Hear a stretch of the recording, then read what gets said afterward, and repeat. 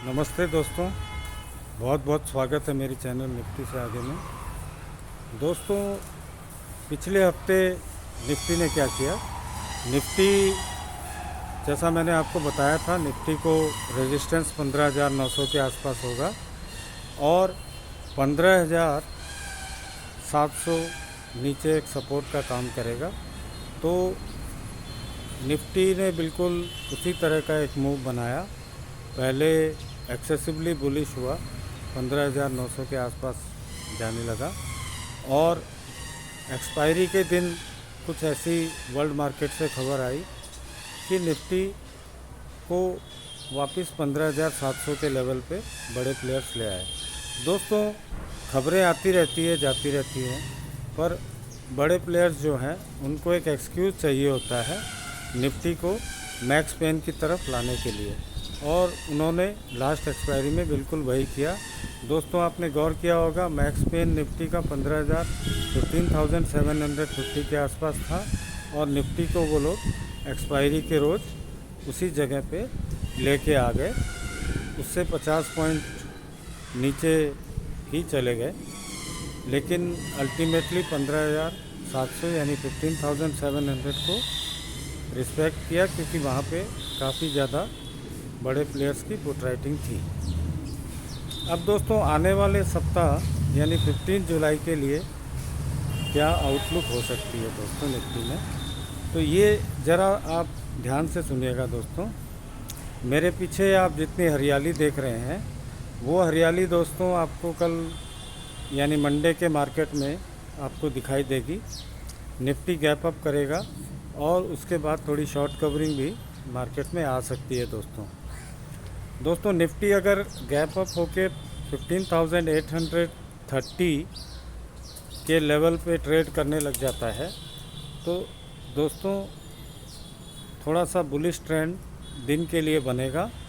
और अगर 15,850 को क्रॉस कर जाता है तो आपको काफ़ी ज़बरदस्त शॉर्ट कवरिंग देखने को मिल सकती है, क्योंकि काफ़ी ज़्यादा कॉल राइटिंग 15,800 पे है।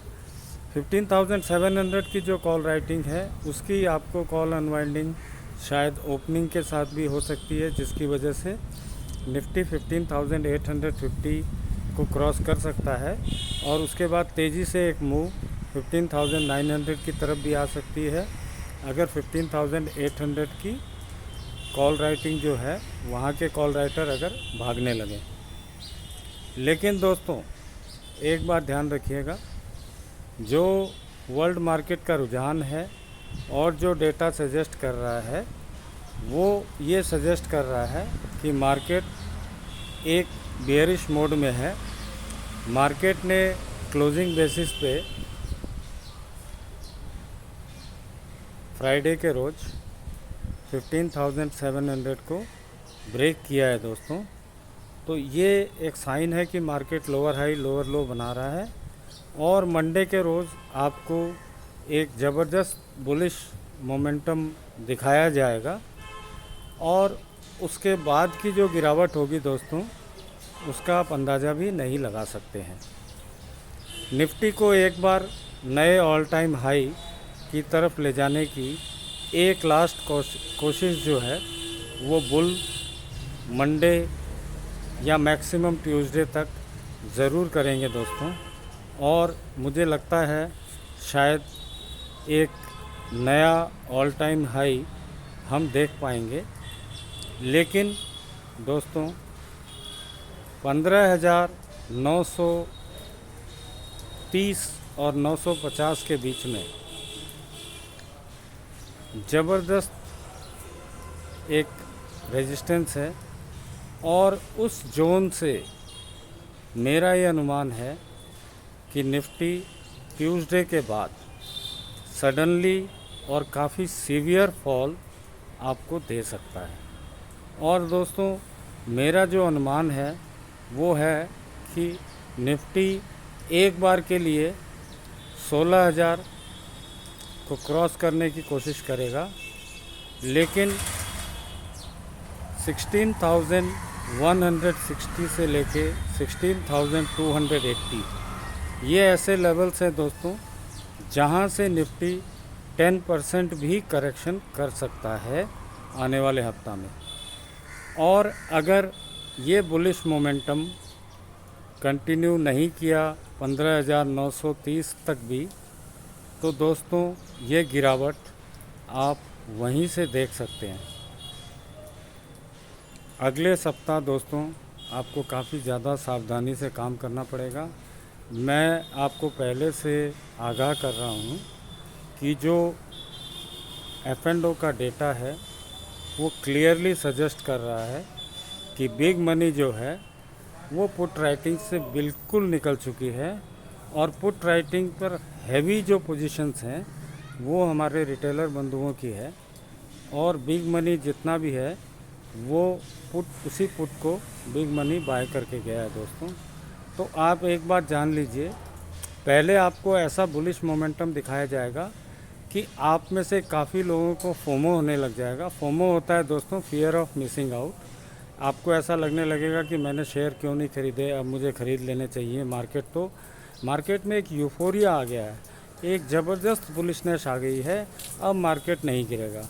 इस तरह की एक फीलिंग आपको मंडे और ट्यूसडे के दौरान बड़े प्लेयर्स करवाएंगे।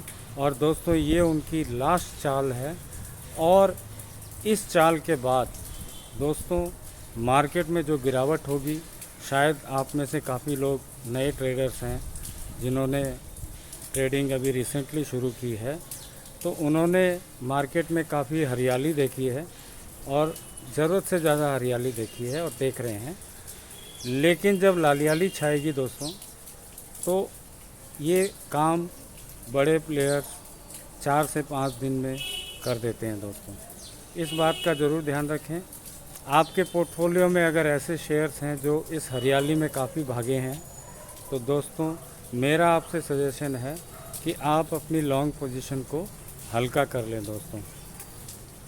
एटलीस्ट अगर आप 50 से 60% भी प्रॉफिट बुक कर लेंगे, तो आपको मन में एक संतोष रहेगा कि जब ये तेज़ गिरावट आएगी तो कम से कम आपका ज़्यादा प्रॉफिट जो है वो कम नहीं होगा या लॉस में नहीं बदल जाएगा। क्योंकि दोस्तों जब निफ्टी 10% गिरेगा, तो ये ध्यान रखिए कि निफ्टी 50 के जो शेयर हैं वो उनका हाल काफ़ी बुरा होगा। और अगर आपकी होल्डिंग में ऐसे शेयर हैं, तो आपको पहले से अलर्ट हो जाना चाहिए दोस्तों। क्योंकि एक बार जब ये गिरावट शुरू होगी, तब दोस्तों आप इस पोजीशन से निकल नहीं पाएंगे। नॉर्मल साइकोलॉजी होती है कि जब मार्केट गिरने लगता है तो हमें ऐसा लगता है कि मार्केट रिकवर कर जाएगा। इसकी वजह भी है दोस्तों, क्योंकि ये साइकोलॉजी हमारे दिमाग में बड़े प्लेयर्स ने ही डाली है। उन्होंने जब इससे पहले फॉल किया, तो एक वी शेप्ड रिकवरी उन्होंने मार्केट को दी, और इस वी शेप जो रिकवरी होती है मार्केट गिरने के बाद वापस से एक बार 15,900 की तरफ जाने लगेगा। तो हमें ये कंटिन्यूसली एक विश्वास दिला रहे हैं कि मार्केट जो है अब गिरेगा नहीं, और गिरेगा भी तो उसमें वी शेप्ड रिकवरी होगी। लेकिन दोस्तों मैं आपको क्लियरली बता रहा हूँ, आने वाले सप्ताह यानी 15 जुलाई की एक्सपायरी तक दोस्तों मार्केट जब गिरेगा, तो इस बार मार्केट में रिकवरी नहीं होगी, मार्केट गिरता चला जाएगा। अगर आप इस बीच में कोई लॉन्ग पोजीशन लेंगे, तो दोस्तों ये बिल्कुल आपका पर्सनल डिसीजन होगा, लेकिन मैं इसको एडवाइस नहीं करूँगा, क्योंकि अब की बार लॉन्ग पोजीशन लेने से आपकी लॉन्ग पोजीशन लगातार घाटे में चली जाएगी।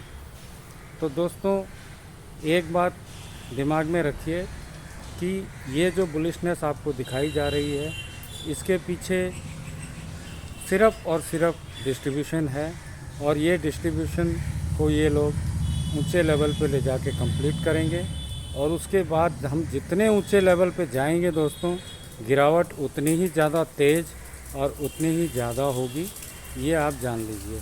अगर हम 15,800 से गिरते तो शायद 15,000 तक जाते।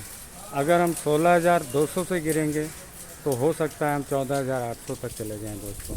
क्योंकि जब मोमेंटम ऊपर से सेलिंग का आएगा, और जितने ऊपर लेवल से मोमेंटम आता है सेलिंग का दोस्तों, तो वो बहुत ज़्यादा तेज़ होता है, और उस मोमेंटम में अच्छे अच्छे जो सपोर्ट होते हैं वो ख़त्म हो जाते हैं। और दोस्तों बड़े प्लेयर्स के लिए नुकसान करने के लिए कुछ नहीं है, क्योंकि वो सिर्फ अब कॉल राइटिंग में अपनी पोजीशन अब बनाए हुए हैं और फ्यूचर्स को सेल कर रहे हैं और अपनी फ्यूचर्स की बाइंग की पोजीशन से लगभग निकल चुके हैं।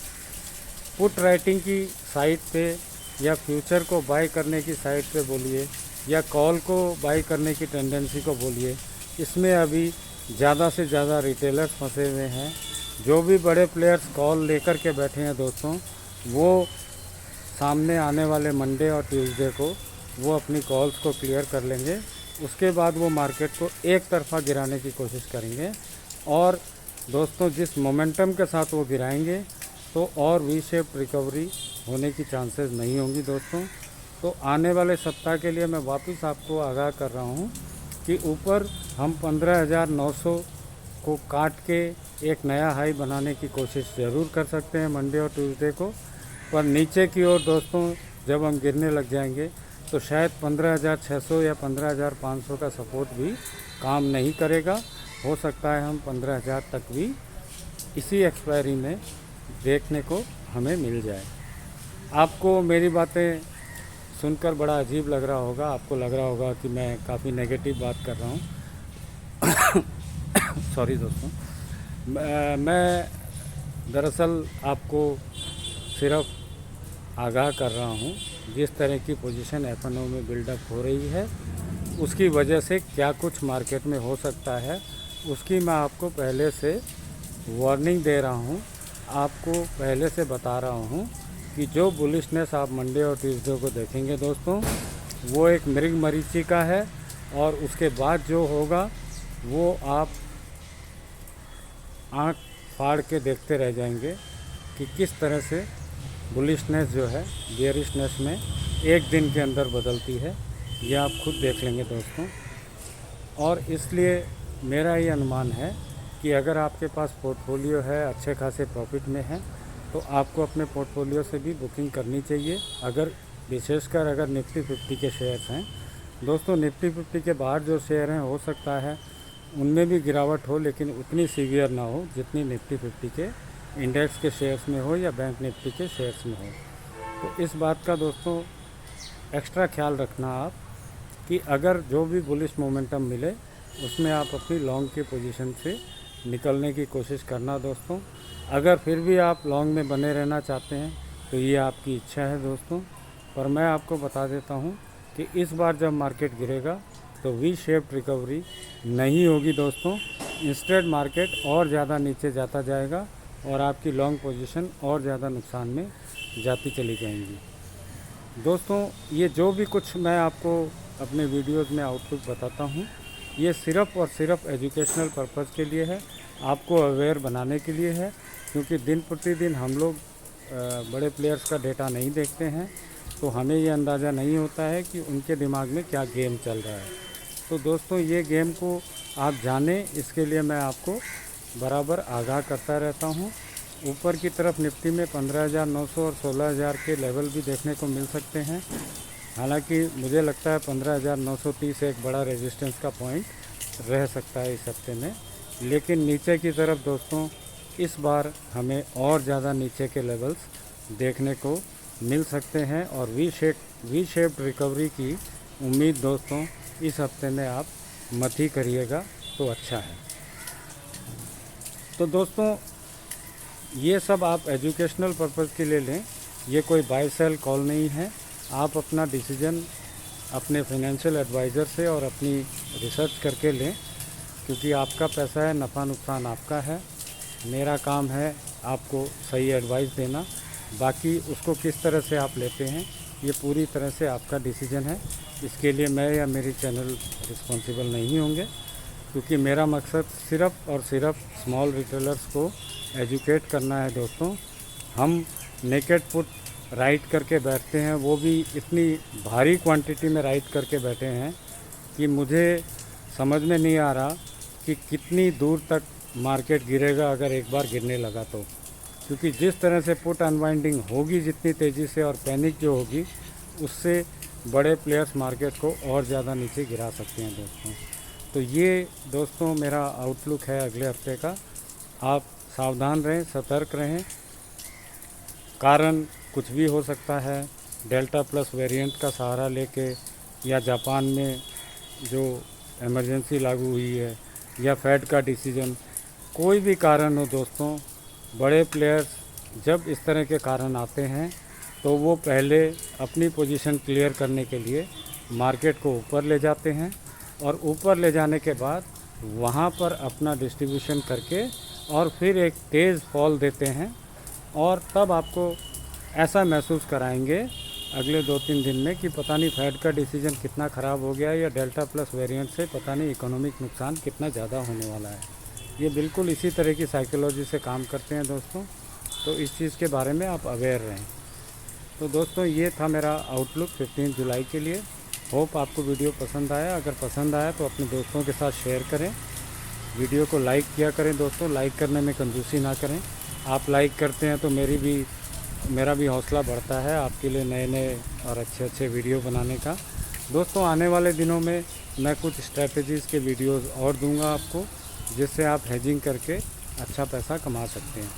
और दोस्तों अगर आप इस स्ट्रैटेजीज़ को जानने के लिए, या इसमें आपको रेगुलर हेल्प की ज़रूरत पड़ती है इसको एग्जीक्यूट करने के लिए, तो आप मेरे व्हाट्सएप ग्रुप से, पेड व्हाट्सएप ग्रुप से जुड़ सकते हैं, जिसका नंबर है 9073915315।